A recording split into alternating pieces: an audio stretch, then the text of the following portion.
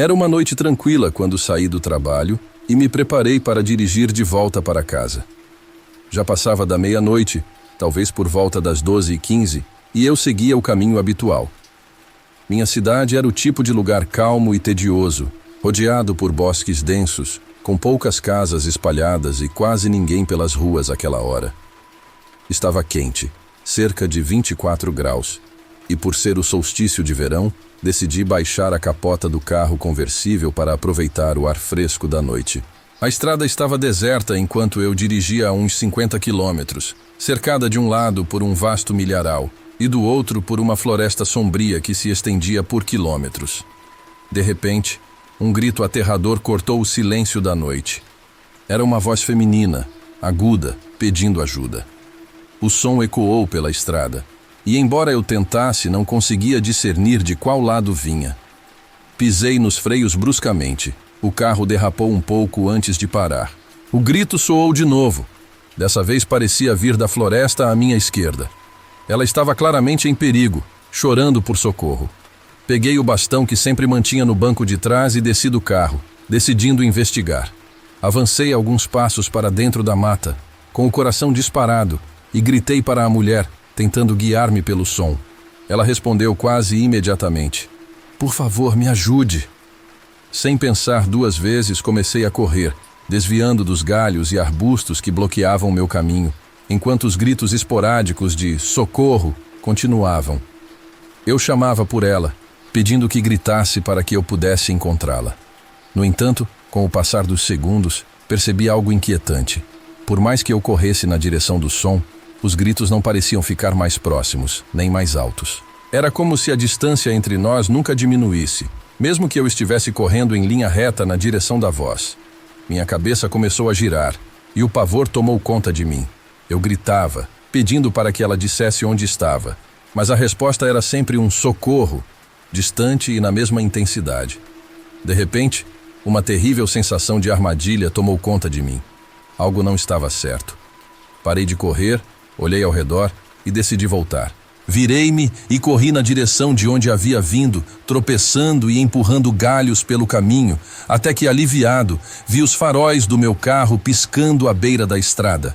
Mesmo enquanto corria de volta, os gritos da mulher continuavam no mesmo volume, como se ela ainda estivesse na mesma distância, me acompanhando. Não esperei mais um segundo. Entrei no carro, liguei o motor e acelerei o máximo que podia para sair dali, o coração disparado. Liguei para o 911, relatando o ocorrido às autoridades, mas sabia que não ficaria para investigar. Nos dias que se seguiram, contei a alguns amigos e familiares sobre o que tinha acontecido naquela noite. A experiência já estava quase esquecida, até que uma semana depois, uma notícia me fez gelar o sangue. O corpo de uma mulher, na faixa dos 30 anos, fora encontrado na floresta. Um homem caminhando com o cachorro havia tropeçado no cadáver. E, segundo as autoridades, não havia sinais de crime. O local onde o corpo foi descoberto era a mesma área onde eu havia escutado aqueles gritos. A floresta era vasta, mas o destino exato do corpo estava coincidentemente próximo ao lugar em que eu estive.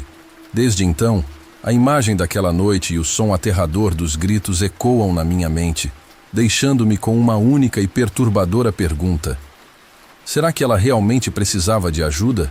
Ou havia algo muito mais sombrio naquela floresta?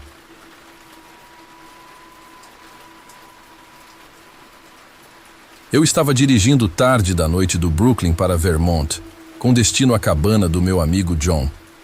Íamos passar o fim de semana praticando snowboard, e eu tinha todo o meu equipamento na caçamba do meu Ford F-150, uma caminhonete 2006 que, embora confiável, já havia me deixado na mão algumas vezes. O clima estava carregado e frio, nevava levemente, e a estrada estava completamente deserta enquanto eu cruzava a região montanhosa, com apenas a escuridão e o silêncio absoluto ao meu redor. O ponteiro do relógio marcava quase 1h da manhã, e eu estava a uns 45 minutos do meu destino. Foi nesse ponto que o caminhão começou a apresentar problemas. O motor, sem aviso, entrou na zona vermelha, superaquecendo rapidamente. Encostei, esperando que esfriasse um pouco, e tentei avançar devagar. Mas assim que voltei à estrada, o motor tornou a aquecer. me forçando a parar outra vez. Em meio à neve e ao frio, desci para verificar debaixo do capô, mas a iluminação fraca e as condições não ajudavam. Eu estava isolado e sem sinal de telefone, algo comum com a T-Mobile naquela área. Sem comunicação, fiquei completamente à mercê da sorte. Alguns minutos se passaram e eu estava de volta ao carro, deixando o motor desligado para evitar o superaquecimento.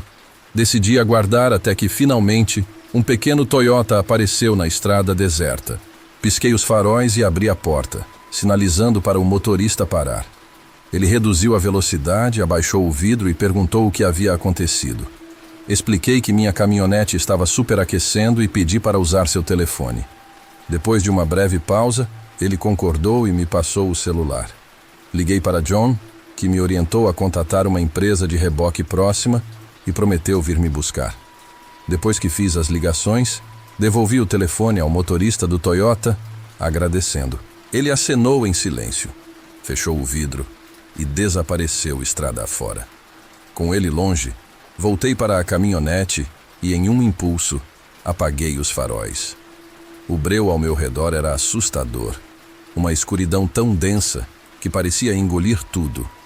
Alguns minutos se passaram quando, do nada, um estrondo assustador fez o vidro do lado do passageiro tremer. Um homem, envolto em um casaco preto com capuz, batia na janela e gritava por ajuda, implorando que eu o deixasse entrar. A neve o cobria, e ele parecia desorientado. Mas havia algo estranho. Ele tentava abrir a porta mesmo sem esperar por uma resposta minha. Liguei a lanterna para tentar ver melhor, mas a luz era fraca demais. Perguntei a ele o que estava acontecendo, e ele disse que estava perdido e congelando. Instintivamente, hesitei. Algo não estava certo, e quando comecei a pensar em uma desculpa para não abrir a porta, ele começou a bater no vidro mais forte, gritando desesperadamente. Sem alternativas e tomado pelo pânico, liguei o motor, coloquei o carro em movimento e saí em alta velocidade, ignorando o superaquecimento. Conforme avançava pela estrada, notei algo que fez meu coração parar. Mais à frente, as luzes traseiras de um carro apareciam, estacionado na beira da estrada. Quando passei por ele, reconheci o Toyota do homem que havia me emprestado o telefone. Fiquei perplexo. Como ele poderia ter surgido lá à frente? Reduzi a velocidade, espiando, e percebi pegadas frescas na neve, levando do carro até onde eu estava. Continuei dirigindo com o motor a ponto de explodir, até ver, finalmente, os faróis do caminhão de reboque se aproximando. O motorista piscou as luzes para mim e encostou ao meu lado. Relatei o que havia acontecido e ele fez um comentário descontraído sobre como tinha chegado bem na hora. Rapidamente, ele prendeu minha caminhonete no reboque e em menos de 15 minutos estávamos prontos para partir. Durante todo esse tempo, o Toyota não passou por nós. Era como se o motorista tivesse sumido. John e eu conseguimos aproveitar o fim de semana. E o conserto da caminhonete não foi tão complicado, apenas uma bomba d'água quebrada. Mas depois daquela noite, decidi vendê-la. Não consigo esquecer o pavor de estar sozinho naquela estrada, nem a sensação de que, se eu tivesse aberto a porta para aquele homem, algo terrível teria acontecido.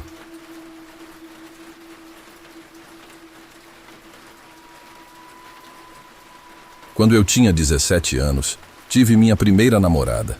Naquela época, morava com minha mãe desde que meus pais se divorciaram quando eu tinha 11 anos. Um dia, convidei minha namorada para um encontro.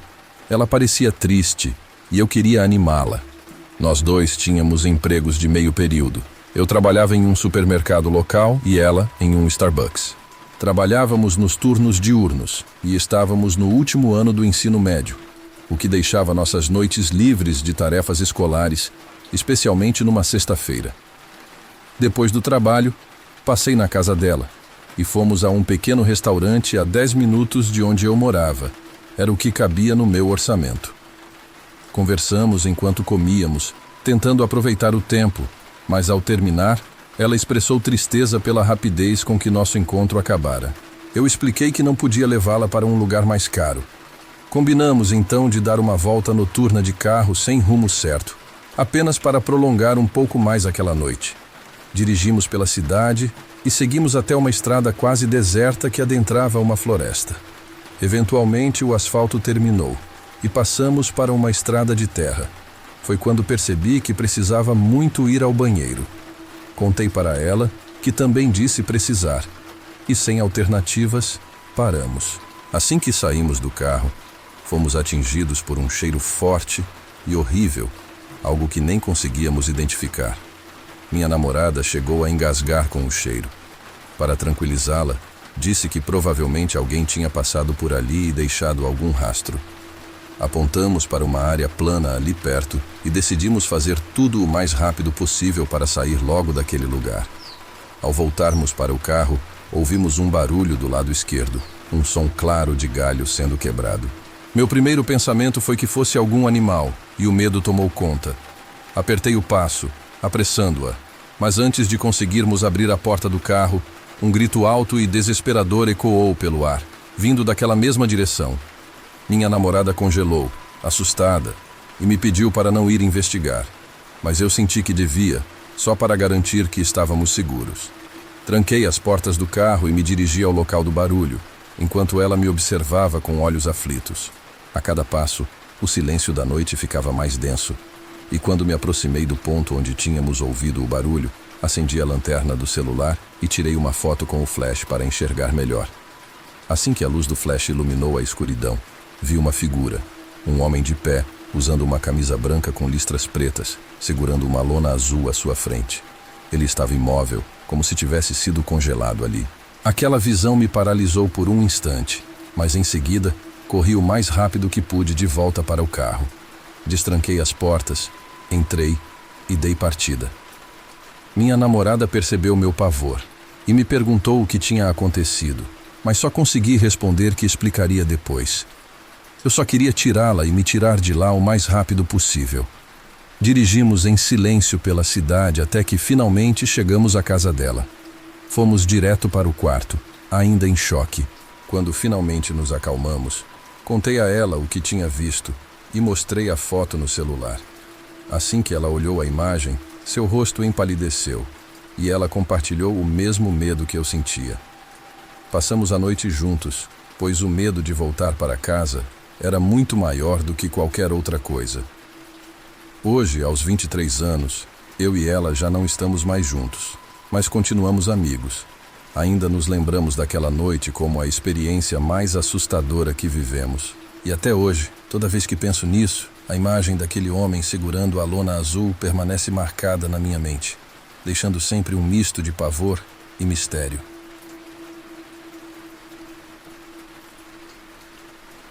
Era o final do verão de 2011 e eu tinha quase 19 anos. Costumava sair com o meu melhor amigo, um pouco mais novo que eu. Vivíamos em uma área rural do sudoeste da Virgínia, a cerca de 15 minutos de Mount Airy, Carolina do Norte. Naquela região, praticamente tudo fechava por volta das 22 horas.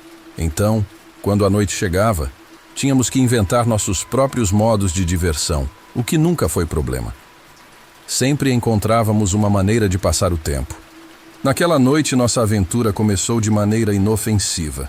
Primeiro, fomos ao shopping e depois andamos pela cidade em busca de garotas.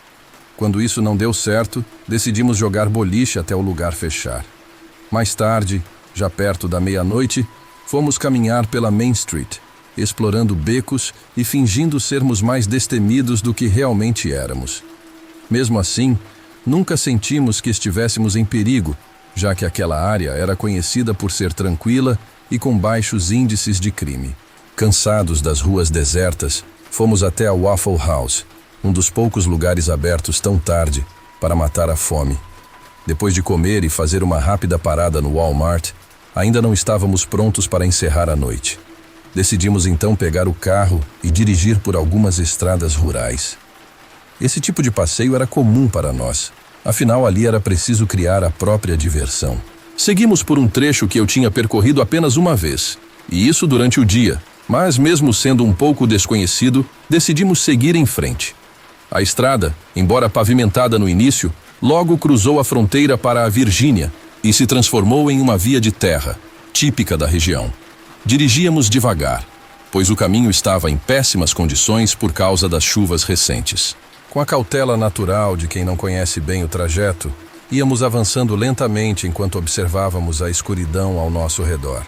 Não esperávamos encontrar nenhuma outra pessoa, já que aquela estrada era cercada por árvores e sem qualquer iluminação. Enquanto dirigíamos, uma luz acesa chamou nossa atenção. Era de uma varanda à distância, e embaixo dela, um homem estava parado. Ele ficou imóvel, com exceção de sua cabeça, que acompanhava nosso movimento como se nos vigiasse. Aquilo nos incomodou profundamente, mas tentamos racionalizar, imaginando que ele talvez tivesse saído apenas para fumar. Mesmo assim, o comportamento era estranho o suficiente para que aumentássemos um pouco a velocidade, ansiosos para nos afastar. Poucos minutos depois, chegamos ao final daquela estrada de terra, retornando a uma via pavimentada mais familiar. Começamos a relaxar e a rir da situação, sentindo-nos mais seguros enquanto deixávamos aquele desconforto para trás. A estrada onde agora estávamos passava pelo topo de uma pequena montanha, de onde podíamos ver a cidade abaixo, iluminada e tranquila. Foi então que, a certa distância, algo apareceu nos faróis do carro. Parecia ser um cervo, o que não seria nada incomum por ali. Diminuímos a velocidade, mas ao nos aproximarmos, notamos que o que víamos era muito mais claro que a pelagem marrom de um cervo. Presumimos que poderia ser um animal albino, mas ao chegar mais perto, percebemos que não era um animal. Era uma pessoa. Alguém que andava pela estrada de costas para nós, do lado correto para pedestres, na contramão do trânsito. Meus olhos se encontraram com os do meu amigo, ambos incrédulos. Conforme nos aproximamos, o mistério daquela figura se tornou ainda mais perturbador. Era uma mulher de cabelos grisalhos, usando uma camiseta branca e calças igualmente brancas.